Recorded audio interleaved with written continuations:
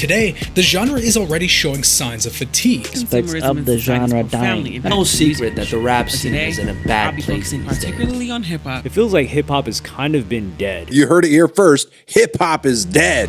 2023 was historically a bad year for hip-hop. Record low sales, lack of chart success, and diminishing hype for high-profile album releases led to the darkest year in recent hip-hop memory, if not one of the darkest years in hip-hop history. It was bad enough for many journalists, rappers, and even fans, old and new, to call hip-hop a dead genre, or at the very least, a dying movement heading into the future. By all measurements, there was a lot of concern to be had for hip-hop. And though some considered the failure of 2023 to be an anomaly, 2024 would show us whether or not hip-hop was really dying, or if we just had a very off year. But to really understand how 2024 did, and more importantly, the future of hip-hop, I think it's time we take a deep dive. Notably, 2024 began with hip-hop having the #1 song in the country once the Christmas boom had left the charts. This came in the way of Jack Harlow's Lovin' On Me, a song that first hit the charts towards the end of 2023 but now had found its commercial peak. For those who criticize hip-hop for not having a #1 hit in 2023 up until September, this was a good sign, at least for the commercial side of hip-hop, as it showed that, commercially speaking, hip-hop could still be very successful. Of course, though, it is worth mentioning that even though Jack Harlow's Lovin' On Me was a success, and it is technically a hip-hop song, it's more of a pop song than it is a hip-hop song. And that's not me trying to downplay Jack Harlow as a rapper, it's just me saying that Jack Harlow should not be indicative to whether or not hip-hop is going to succeed or fail. Especially because when people raise concerns about hip-hop not having a #1 song for most of 2023, they weren't referring to a Jack Harlow. However, 2024 would show that hip-hop could definitely top the charts, and it didn't need to lean into pop to do that. Let's go. In February, Meg Thee Stallion would top out Billboard's Hot 100 with what might be one of her least commercially viable songs. I'm sexy as fuck and I'm freaky. Get whoever I want, any meaning. That's not to say that his is a bad song, but like, curse-heavy song with no hook and 2 rap verses. And not only that, this song was also kind of a diss track, which would somewhat set the tone for 2024. And we'll get more into that later, but I bring that up to say that already by February of 2024, hip-hop was way more relevant than it ever was in 2023. And it wasn't just beef, by the way. It was rappers putting out music. I remember 21 Savage had a pretty good project to kick off the year. Playboi Carti put out some songs that made people think maybe Playboi Carti drops an album in 2024. And of course, Kanye West and Ty Dolla $ign had released the first volume of the ever-divisive Vultures.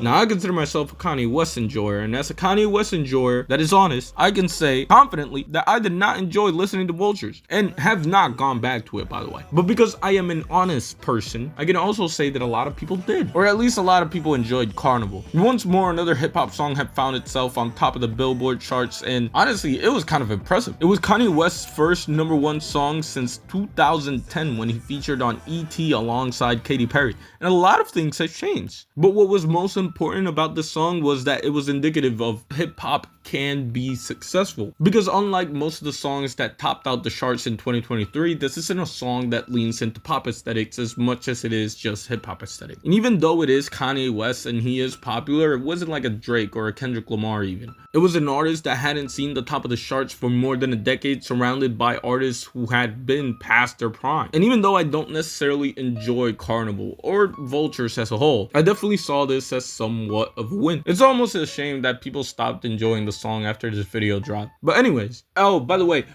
this is a very long video that has taken a lot of effort, so I would appreciate if you guys could leave a lot of love in the comment section, or just subscribe to the channel, or even like the video. That's all I need. That's my Christmas present that I'm asking for from y'all to me. We're only 700 subs away from 50,000, and that would mean a lot to me, honestly. It really puts everything into context. It makes it, it makes it worth the while.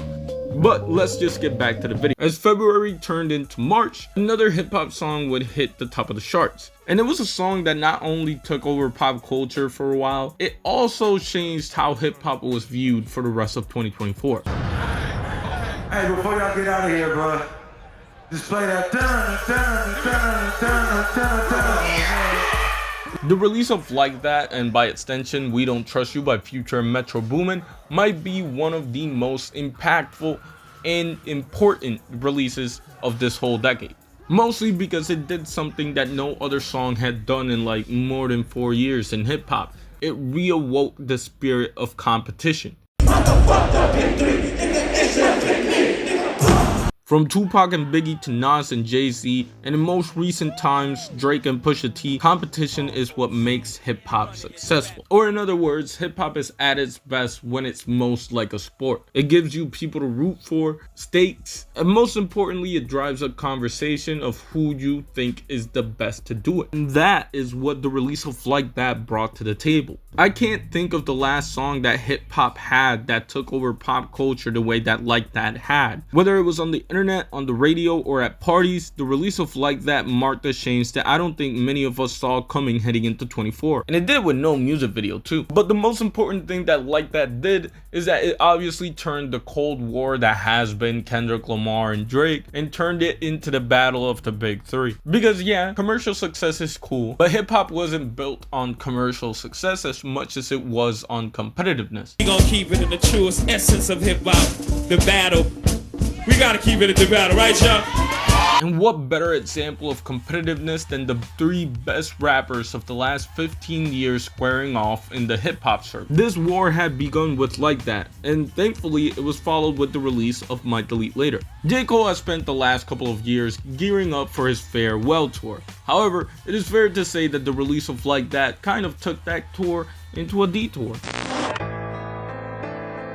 And the release of Might Delete Later was kind of overshadowed by the last track on the record. 7 Minute Drill was a good response, if only because of its lyricism. However, I'd be stupid not to mention the fact that it felt unconvincing coming from J. Cole. Not only that, but J. Cole basically took it all back. Not only did he apologize for the disses he made, he also deleted the track off of Spotify and streaming services, which honestly for the most part left hip-hop fans confused because this is something that had never happened before. And I try to keep it friendly, but at the end of the day, when I listen to it and when it comes out and I see the talk, that shit don't sit right with my spirit. That shit make me feel, that shit disrupts my fucking peace. And with Drake taking a while to respond, it seemed like maybe the big three wasn't going to battle in the way that we thought they were. And then Drake dropped Push-Ups. Metro, shut your whole ass up and make some drums, nigga. The release of Push-Ups was muddy, and for the first few hours, nobody even knew whether or not it was real or if it was going to be AI, or even if it was going to be released eventually. But when it was confirmed that it was Drake and that it was real and that it was official, the release of Push-Ups was fire. It was a great response coming from Drake and a great warning shot. It's a song that I feel has been forgotten, and it's kind of a shame that it has been because it's probably Drake's best song of the whole beef, at least in my opinion. But of course, it didn't mean that the beef was over by a long shot because Drake would double down by releasing Tailor Made Freestyle, perhaps the most controversial or one of the most controversial songs from this whole beef, and honestly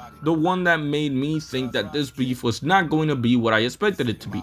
The issue of AI was already becoming an issue because fake Kendrick Lamar diss tracks were quote-unquote leaking, and it was just people using AIs. And the use of AI for Tupac and Snoop Dogg just created an insufferable conversation for the following week. Even worse though, it seemed as though Kendrick Lamar was not going to respond, or if he was going to respond, it would take months for him to do so, with the release of a new record. And then everything changed on April 30th of 2024. Waking up to the release of Euphoria was one of the moments of 2024 for me. And I mean, yeah, it was a great fire starter from Kendrick Lamar. It showed off what made Kendrick Lamar great, and it showed off why people wanted Drake and Kendrick Lamar to go head to head. And then Kendrick Lamar doubled down with the release of 616 in LA. This song mainly served one purpose, and it was planting the seed that OVO did not fuck with Drake. Like, looking back at it, it was definitely a chess play from Kendrick Lamar, but we'll get into that later because throughout the day, it was rumored that Drake was coming back with a response that same night. And maybe we've forgotten now, but I remember that whole day, there was a lot of hype going into like, what is Drake gonna reply with? Is he gonna deliver? Yo! Drake just text me! Drake has just texted me. Stay on the screen. And personally, I'd say he did. Kendrick just opened his mouth.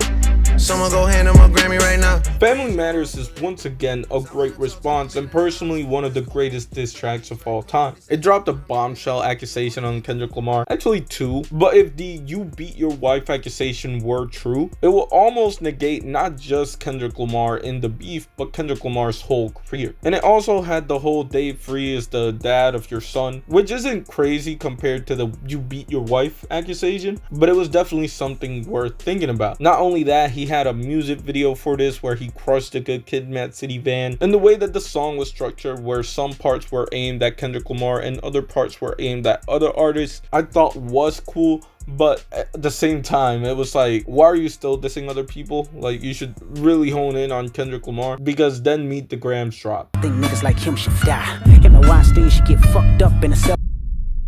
I think this song is possibly the worst aged of all the songs, just because like the whole "you have a daughter" thing didn't really work out, but in many ways it did serve its purpose. I didn't think it was possible, but it took out all the momentum that Drake had built up from Family Matters in the 30 minutes that it had dropped. I'm saying if Kendrick Lamar didn't drop this song immediately, there's a possibility that Drake wins the entire beef, or a larger possibility that Drake seems more favorable, that this is 50-50. But the release of this song kind of like took all the energy that Drake had and it like absorbed it and it doubled it. It was a chess play by Kendrick Lamar that he had set up earlier in the day with the release of 616 in LA. And then Kendrick Lamar dropped again.